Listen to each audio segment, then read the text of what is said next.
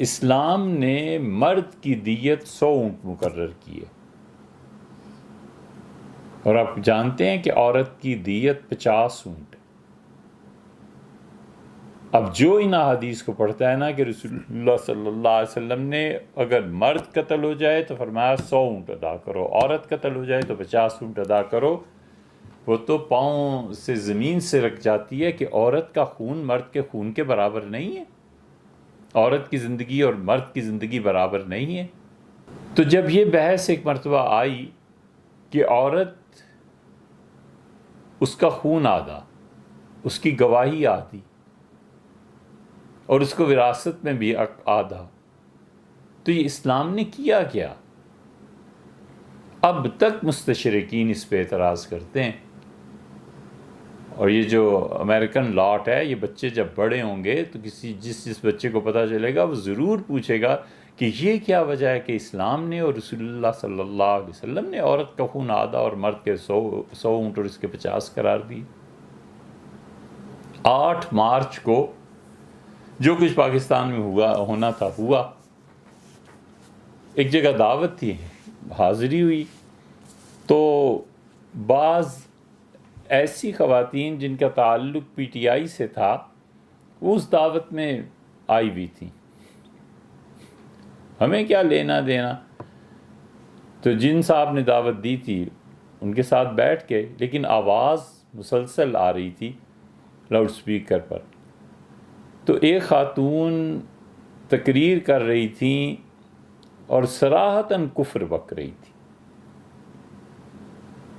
کہ ہمیں آزادی چاہیے، ہم نہیں مانتے اس مذہب کو۔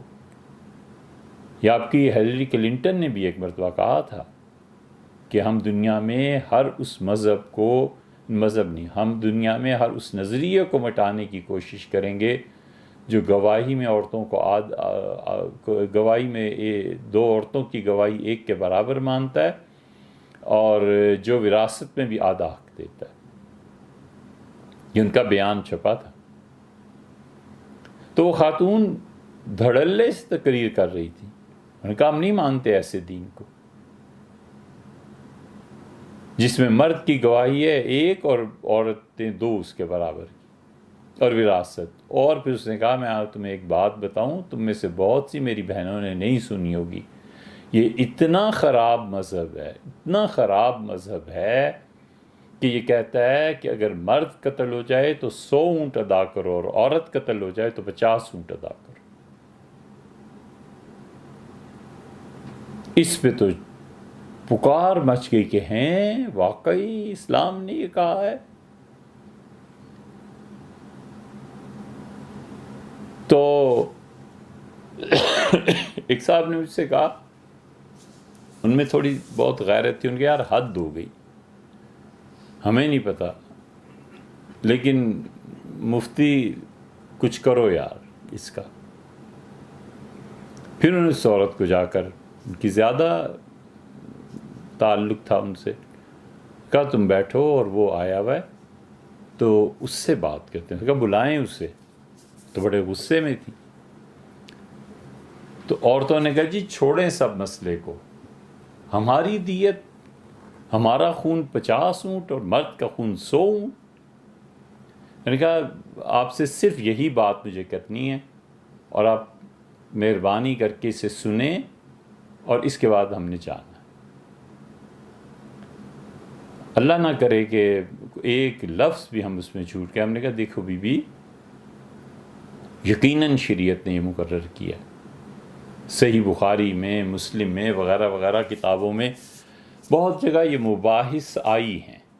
حضرت رسالت مآب صلی اللہ علیہ وسلم نے اللہ کے حکم سے مقرر کیا ہے، قانون اللہ کے حکم سے بناتے تھے۔ وہ جو اجتہاد کرتے تھے، اگر اجتہاد میں ان سے بھی کوئی لغزش ہو جاتی تھی تو اللہ وہی نازل کرتا تھا، تاکہ کل کو قیامت تک یہ دین جاری رہنے والا ہے، کہیں نبی کی کوئی لغزش امت کے لیے سنت نہ بن جائے۔ اور مجھے کوئی شک و شبہ نہیں ہے کہ رسول اللہ صلی اللہ علیہ وسلم نے جو فرمایا ہے سچ فرمایا، کہ بی بی بڑا آسان مسئلہ ہے۔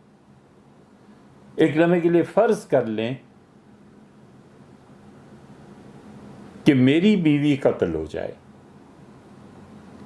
تو اس کی دیت میں مجھے ملیں گے 50 اونٹ، میں مرد ہوں، اور اگر میں قتل کر دیا جاؤں تو میری بیوی کو میرے خون کے عوض میں ملیں گے 100 اونٹ۔ تو نفع عورت کا ہوا یا مرد کا ہوا؟ اس لیے کہ مرد کمانے کی صلاحیت رکھتا ہے، اسے 50 اونٹ مل گئے، یہ بھی غنیمت ہے، دے دیے۔ کہہ دیتے بالکل نہ دیتے تو کون کچھ کہہ سکتا تھا؟ تو فائدہ عورت کو ہوا نا، 100 اونٹ مل گئے نا، تو یہ کون سا ظلم ہے؟ ہمیں معلوم تھا کہ اب کیا ہونا ہے، اور وہی کچھ ہوا کہ کاٹو تو لہو نہیں، ایسی چپ اور خاموش۔ ہم نے کہا یہ بس ایک بات عرض کرنی ہے کہ اسلام کو سمجھنا ہو تو کسی استاد سے جا کر پڑھیے۔ بالکل گونگی ہو گئی ہیں۔ ہم نے کہا جی ہاں، اب اگر مرد احتجاج کریں اور عرض کریں، دعا کریں کہ یا اللہ ہمارا بھی کوئی خون کی قیمت ہونی چاہیے، تو پھر تو کوئی بات تھی۔ آپ کو کس بات پر اعتراض ہے؟ آپ کو تو 100 اونٹ مل رہے ہیں۔ اب ظاہر ہے اس کا کیا جواب بنتا؟